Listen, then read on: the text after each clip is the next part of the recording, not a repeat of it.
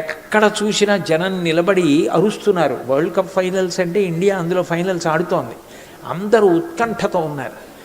నేను ఇంటికి వెళ్ళి స్నానం చేయడానికి వెడుతూ ఈ పిల్లాడిని పిలిచాను. పిల్లలకి సాధారణంగా తెలుస్తుంది కదా అని, ఏమయ్యా ఇవాళ వరల్డ్ కప్ ఫైనల్స్ కదా, ఇండియా పొజిషన్ ఏమిటని అడిగాను.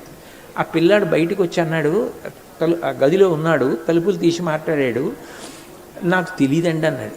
నేను ఆశ్చర్యపోయాను. అదిటో ఎక్కడ చూసినా ఉత్కంఠగా ఉంటే నీకు ఇండియా పొజిషన్ తెలీదా అన్నాను. అంటే ఆ పిల్లాడు నాతో అన్నమాట ఇప్పటికీ నా చెవుల్లో వినపడుతుంది.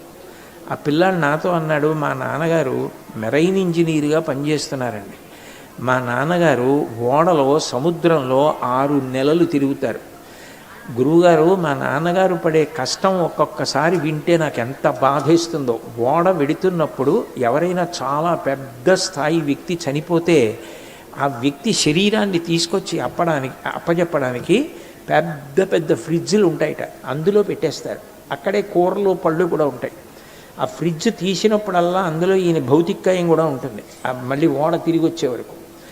అంత కష్టపడి మా నాన్నగారు సముద్రంలో ఉండి తుఫానులు ఎదుర్కొంటూ కష్టాలు ఎదుర్కొంటూ ఉద్యోగం చేసి ఇక్కడికి వచ్చినప్పుడల్లా నాతో అంటారు, నువ్వు బాగా చదువుకోవాలరా, నువ్వు పెద్ద ఇంజనీర్ కావాలరా, నువ్వు ఆర్ఈసీల్లో చదవాలరా, నువ్వు ఐఐటీల్లో చదవాలరా అంటారండి.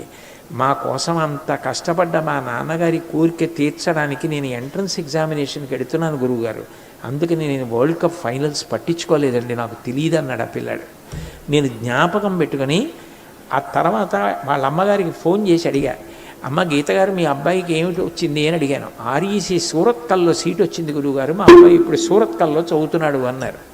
నేను అది విన్న తర్వాత ప్రత్యేకం మళ్ళీ విశాఖపట్నం వెళ్ళి నా చేతి వాచి తీసి అబ్బాయికి ఇచ్చేశాను. ఎందుకు ఇచ్చేశానంటే అది నాకు గొప్ప కాదు, ఇది కదరా అంకిత భావం అంటే. ఒక పిల్లవాడు ఎలా బ్రతకాలో నేర్చుకున్నాడు, తండ్రి గౌరవాన్ని గుర్తించాడు, తండ్రి కష్టాన్ని గుర్తించి అక్కర్లేని దాని జోలికి వెళ్ళలేదు. నేను మీకు ఐఎమ్ సైటింగ్ ప్రాక్టికల్ ఎగ్జాంపుల్స్, కొన్ని పుస్తకాల్లోవి కొన్ని యథార్థ సంఘటనలు చెప్తున్నాను.